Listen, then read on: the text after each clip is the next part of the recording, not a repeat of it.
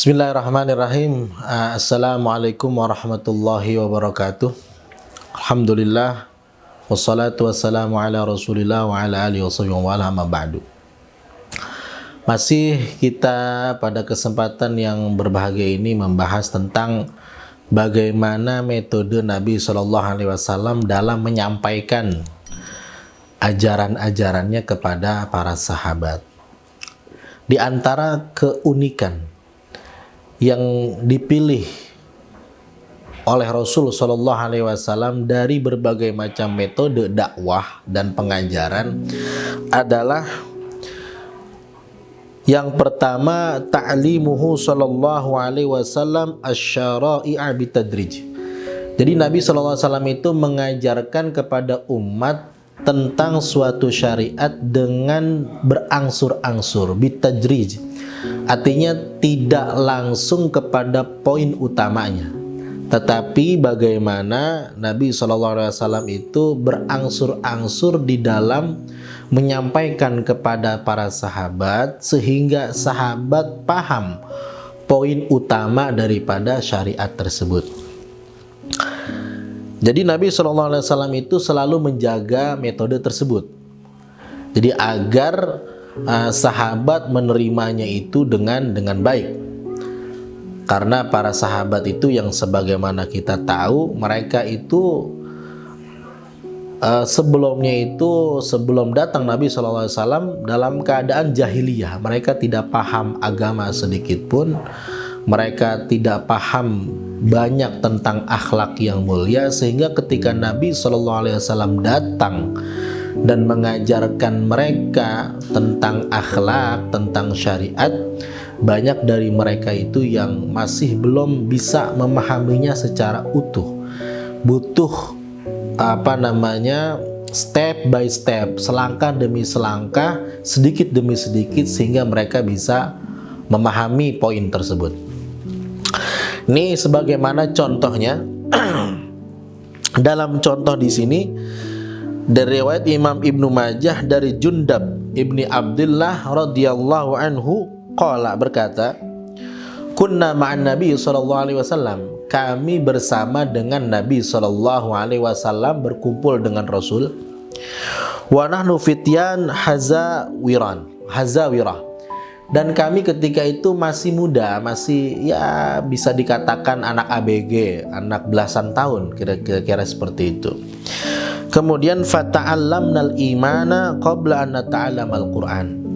Pertama, kami belajar dulu kepada Nabi tentang iman, tentang tauhid, tentang iman, qabla an nata'allamal Qur'an, sebelum kami belajar Al-Qur'an.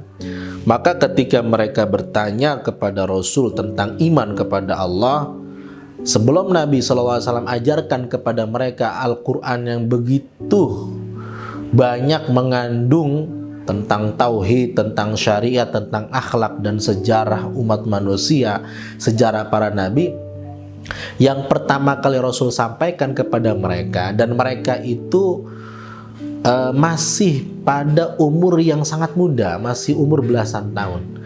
Tidak mungkin ketika itu mungkin Nabi sampaikan syariat-syariat, Nabi sampaikan sejarah-sejarah umat yang terdahulu yang mungkin bagi mereka berat untuk memahaminya. Maka Nabi SAW mengajarkan kepada mereka tentang iman, dan mereka pun kadar kemampuan pemahaman mereka pun ya hanya sebatas itu saja. Baru setelah itu nanti bitadrij, dengan berangsur-angsur, step by step, kemudian Nabi SAW mengajarkan hal-hal yang lainnya yang mungkin bisa mereka pahami dengan baik. Maka kata Jundab tersebut, thumma ta'allamnal Qur'an, setelah kami paham tentang iman, dasar-dasar iman Islam, baru kami belajar Al-Quran, belajar hal yang lainnya, belajar syariat, akhlak yang terkandung dalam Al-Quranul Karim. Fazdadna bihi imanan, maka iman yang telah kami pelajari di awal kemudian ditambah dengan pelajaran Al-Quran dan isi Al-Quran tersebut, maka kami bertambah imannya. Kami bertambah iman kepada Allah Subhanahu wa Ta'ala.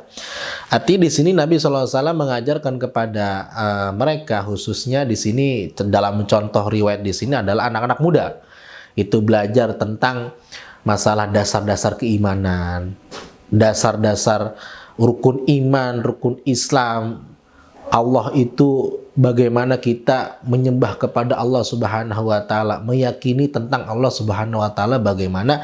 Nah, itu pertama kali yang kita ajarkan.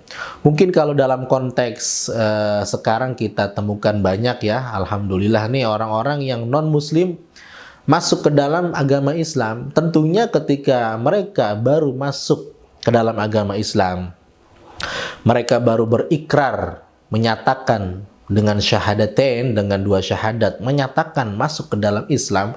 Tentunya jangan kita perintahkan kepada mereka hal-hal yang sifatnya memberatkan. Kita ajarkan dulu tentang pemahaman atau keyakinan kepada Allah seperti apa, kepada Rasul seperti apa, dasar-dasar keimanan. Baru setelah itu kita ajarkan bagaimana sholat, bacaan sholat seperti apa, wudhu bagaimana, dan sebagainya, syariat yang lainnya. Ketika mungkin mereka belum tahu tentang syariat haji, ketika itu mendekati bulan haji, mungkin kalau misalkan kita langsung suruh dia untuk melaksanakan ibadah haji, padahal dia baru masuk Islam, mungkin akan berat bagi dia untuk menjalankannya, atau menjalankan tapi tidak sempurna. Maka dari itu kita anjurkan kepada mereka untuk pelajari dulu Islam sedikit demi sedikit, dia belajar haji dan sebagainya. Nanti di saat mereka musim haji tahun depan akan tiba, baru kita anjurkan kepada mereka untuk melaksanakan ibadah haji. Karena dengan metode tersebut mereka bisa melaksanakan ibadah haji dengan baik, tahu syarat rukunnya, tahu kesunahan-kesunahannya, dan apa yang harus mereka lakukan di dalam ibadah haji tersebut. Kira-kira seperti itu metode, salah satu metode. Nanti kita akan bicara metode-metode yang lainnya yang dipakai oleh Rasulullah SAW, yaitu yang tadi saya sebutkan adalah at-tadrij fit tasyri'. Jadi berangsur-angsur di dalam menjelaskan tentang suatu syariat di dalam agama Islam. Sekian, kurang lebihnya mohon maaf. Wassallallahu ala sayyidina Muhammad wa ala ali sayyidina Muhammad walhamdulillahirabbil alamin. Wassalamualaikum warahmatullahi wabarakatuh.